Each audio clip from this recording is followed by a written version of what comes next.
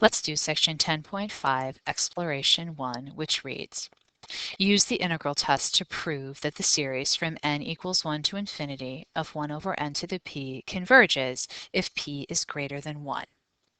So when we use the integral test, we say that an is equal to f of n, which in this case is going to be equal to 1 over n to the p. And we also have to decide what big N is equal to, and that's one of the limits in our integral. And for here, we're going to let big N be equal to 1 because f of n, our function, will be positive, continuous, and decreasing, which are the conditions we need to meet for the integral test. For 1 is less than n is less than infinity. So let's write our integral here, and it's going to be the integral of 1 to infinity of 1 over x to the p dx, which I'm just going to rewrite before we integrate as the integral from 1 to infinity of x to the minus p dx. And remember, if this integral converges, then the series is going to converge as well. And when we look at this integral, we can take the antiderivative.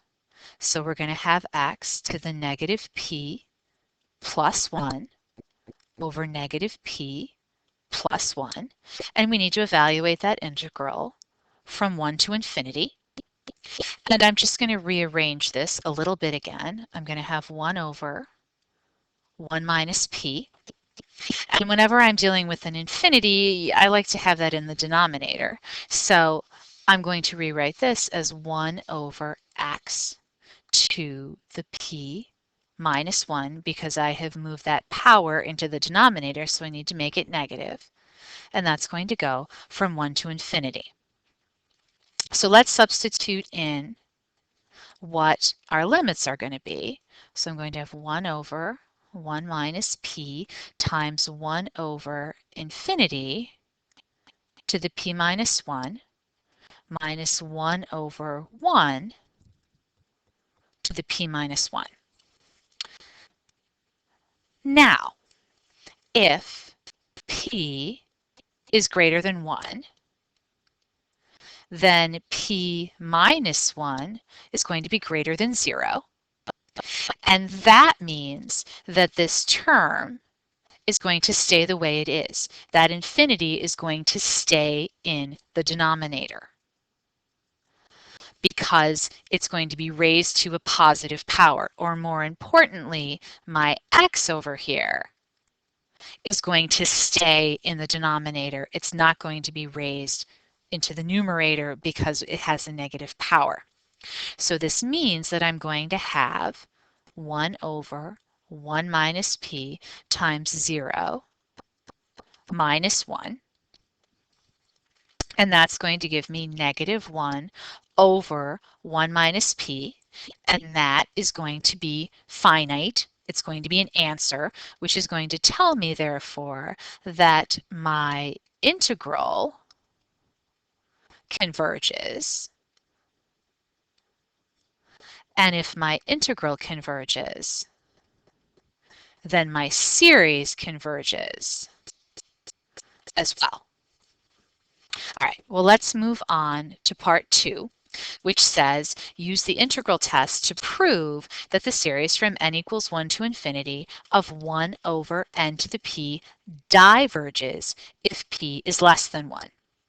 Now, we can jump all the way to the solved integral because the value of p doesn't really affect the calculus or the integrating that we did. So we're going to have the integral from 1 to infinity of 1 over x to the p dx.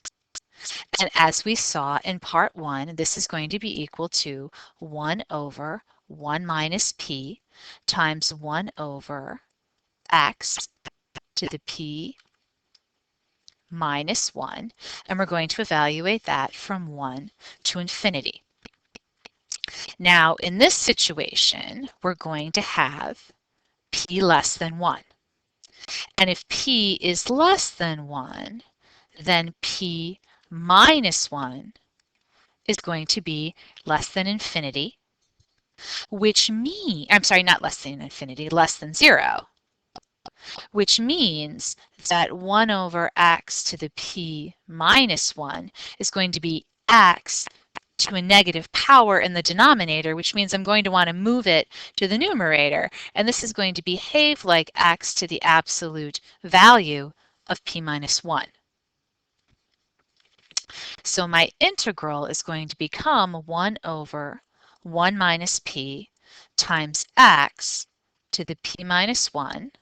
I'm going to take the absolute value of that and evaluate it from 1 to infinity. So I'm going to get 1 over 1 minus p times infinity to the p minus 1 minus 1 to the p minus 1, absolute value.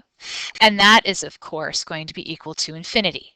So in this case, my integral is going to diverge, which means that my series is going to diverge as well. All right, let's look at part 3, which says use the integral test to prove that the series from n equals 1 to infinity of 1 over n to the p diverges if p is going to be equal to 1. And since we have an actual value for p this time, I'm going to rewrite my an, which is going to be my f of n. And that's just going to be equal to 1 over n.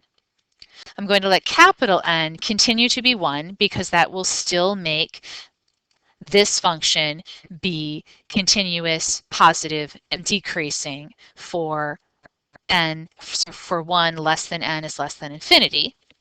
But now my integral will be the integral from 1 to infinity of 1 over x dx. And we all know that the antiderivative of 1 over x is the natural log of x. And I've got to evaluate that from 1 to infinity. So this is going to give me the natural log of infinity minus the natural log of 1, which is going to be infinity. So again, my integral is going to diverge, which tells me that my series is going to diverge as well.